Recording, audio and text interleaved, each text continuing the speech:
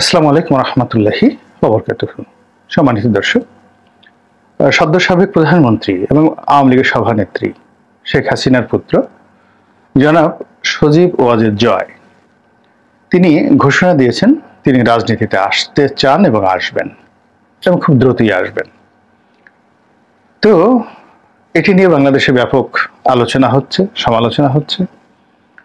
তার যারা প্রতিপক্ষ তারা তাকে নানাভাবে সমালোচনা করার চেষ্টা করছেন, এবং 5 তারিখ থেকে এ পর্যন্ত তিনি যে কয়বারই ভিডিও বার্তা দিয়েছেন, যে কয়বার তিনি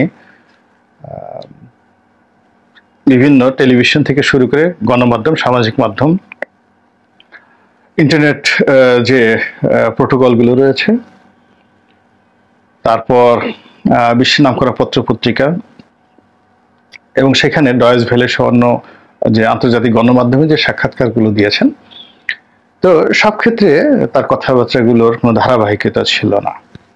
কিন্তু এখানে আমি খুব আশ্চর্য হয়েছি যে তিনি যে বক্তব্যগুলো দিয়েছেন গতকাল, তার চেয়ে আজকের বক্তব্যটি অনেক অনেক ভালো হয়েছে, বা পরবর্তী অর্থাৎ একটার চেয়ে পরবর্তী বক্তব্যগুলো গোছালো হয়েছে, স্থিতিশীল হয়েছে, স্টেডি হয়েছে, এবং তিনি খুব দ্রুত অনেকগুলো সিদ্ধান্ত তিনি নিতে পেরেছেন। বিশেষ করে বিএনপির বিষয়ে, খালেদা জিয়ার বিষয়ে তিনি যে বক্তব্যগুলো দিয়েছেন, এগুলো নিয়ে যথেষ্ট ইতিবাচক আলাপ আলোচনা হচ্ছে। আর তিনি আওয়ামী লীগের ভুল ভ্রান্তি, তার মায়ের কর্মকাণ্ড, তারপর প্রশাসনের অনেকগুলো বিষয় যেগুলো তিনি নিয়ন্ত্রণ করতে পারেননি, যেগুলো আমরা যখন মাননীয় প্রধানমন্ত্রী শেখ হাসিনা ক্ষমতায় ছিলেন আমরা কিন্তু বলেছি অনেকে যে শেখ হাসিনা আসলে দেশ চালাচ্ছেন না, আমলাতন্ত্র দেশ চালাচ্ছে, এবং তাকে মূলত ব্যবহার করা হচ্ছে, তার নাম ব্যবহার করে যে যার মতো অপকর্ম করছে।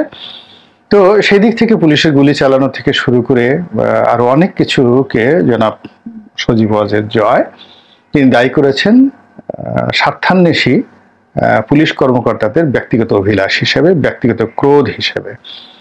যেমন হারুন, বিপ্লব, এরা যে সকল কর্মকাণ্ড করেছে, কথাবার্তা বলেছে, বডি ল্যাঙ্গুয়েজ দেখিয়েছে। মেহেদি নামক একজন পুলিশ কর্তা ছিলেন, সে বিএনপি অফিসে গিয়ে বিভিন্ন সময় যে তাণ্ডব চালিয়েছে, এই বিষয়গুলোর সঙ্গে আমার কাছে কখনো মনে হয়নি যে শেখ হাসিনা তাদেরকে বলেছেন তোমরা এমন করো, কিন্তু এই কাজগুলো তারা করেছেন তাদের ব্যক্তিগত ক্রোধ থেকে, বা নিজেকে হিরো প্রমাণ করার জন্য, এবং বিএনপিকে ভয় দেখানোর জন্য। তো অ্যাজ এ হোল সব মিলিয়ে আজকের যে পরিণতিটা দাঁড়িয়েছে, এই পরিণতিতে তিনি যে তার ভুলগুলো বা তার দলের ভুলগুলো, তার মায়ের ভুলগুলো তিনি বুঝতে পেরেছেন, স্বীকার করছেন, এটি নিঃসন্দেহে একটি ইতিবাচক ঘটনা। দ্বিতীয়ত, তিনি রাজনীতিতে আসতে চাচ্ছেন, এটা আমার কাছে খুব আশ্চর্য ব্যাপার মনে হয়। কারণ হলো তিনি রাজনীতিতে আসবেন, এটা প্রধানমন্ত্রী কিন্তু 2009 সনে চেয়েছিলেন, এবং প্রধানমন্ত্রী যে কয়জনকে দায়িত্ব দিয়েছিলেন তার মধ্যে আমি ছিলাম প্রধানতম।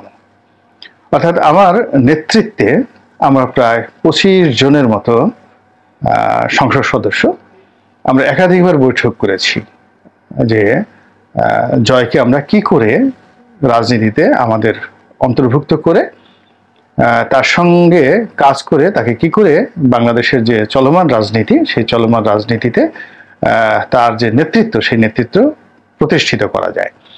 এটা আমরা 2009 সনে আমরা চেষ্টা করেছি, একাধিকবার বসেছি, এবং শেষে আমরা এই জিনিসটি করার জন্য তাপসও ছিল সেখানে, ব্যারিস্টার তাপস।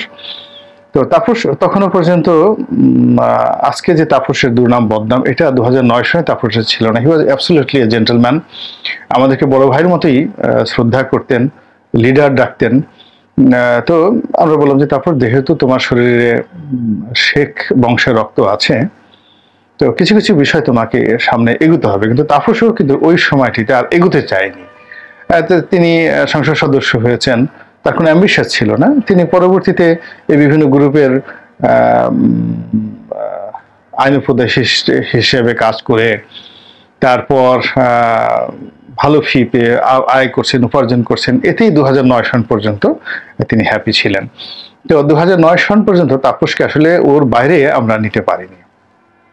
আর পরশ তো প্রশ্ন আসে না, পরশ একেবারে অ্যাবসলিউটলি টিচার, একজন ভাবুক, একজন কবি মানুষ। এদেরকে পরবর্তীতে বিভিন্ন পরিবেশ পরিস্থিতির প্রেক্ষাপটে এরা রাজনীতির সামনে এসেছে, কিন্তু এদের মধ্যে কোনো রাজনৈতিক অভিলাষ 2009-10 সন পর্যন্ত ছিল না। এরপরে 2010 সনের দিকে আমরা গণভবনে একটা বৈঠকে আমরা বসি জয়ের সঙ্গে, এবং আমার যতটুকু মনে পড়ে সেই বৈঠকে নসরুল হামিদ বিপু ছিল, তারপরে শাহরিয়ার আলম ছিল, জুনায়েদ আহমেদ পলক ছিল, ইকবালুর রহিম ছিল, আমি ছিলাম। এই কজনের নাম আমার আপাতত মনে পড়ছে। আমরা অনেকক্ষণ জয়ের সঙ্গে বৈঠক করেছি, জয়কে বোঝানোর চেষ্টা করেছি তারপরে রাজনীতিতে তার আসা উচিত এবং আমাদের সাথে সহযোগী করে কিভাবে কি করা যায় এই জিনিসগুলো আমরা চেষ্টা করেছি।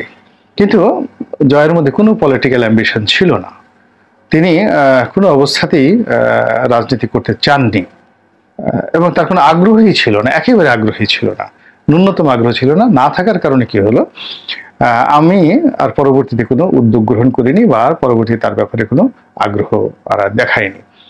এরপর এর কিছুদিন পর দেখা গেল যে প্রধানমন্ত্রী চাইলেন যে আওয়ামী লীগের যে গবেষণা সেল সিআরআই, এটাকে তিনি আবার এটিকে পুনরুজ্জীবিত করতে চাইলেন।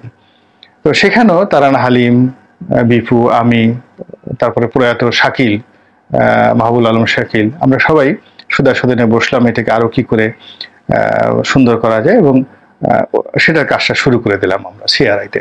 তো আওয়ামী লীগের সেই 2009-10 সনের এই কর্মকাণ্ডগুলোর সাথে আমি শুধু ছিলাম না, বলতে গেলে এটার পুরো প্রধানমন্ত্রীর নির্দেশে এই নেতৃত্বগুলো আমি দিয়েছিলাম।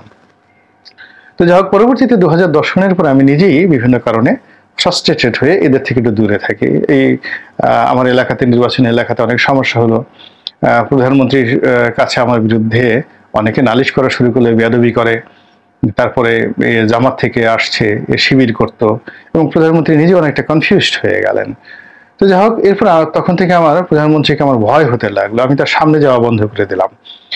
এর কারণ হলো যে প্রধানমন্ত্রীর অনেক ভালো ভালো গুণাবলী ছিল, তার মধ্যে মন্দ গুণাবলী হলো তিনি একেবারে চোখে মুখে মানুষকে অপমান করতেন, যা মুখে আসে তাই বলতেন, এই তোমাকে রাস্তা থেকে তুলে নিয়ে আসছে, আরো অনেক বাজে কথা। এবং এখানে তার কাছে আমি, তুফাইল আহমেদ, আব্দুর রাজ্জাক এগুলো খুব ম্যাটার করতো না, তিনি মুখে যা আসে সেই একই কথা তিনি বলে দিতেন সবাইকে একেবারে নির্বিচারে।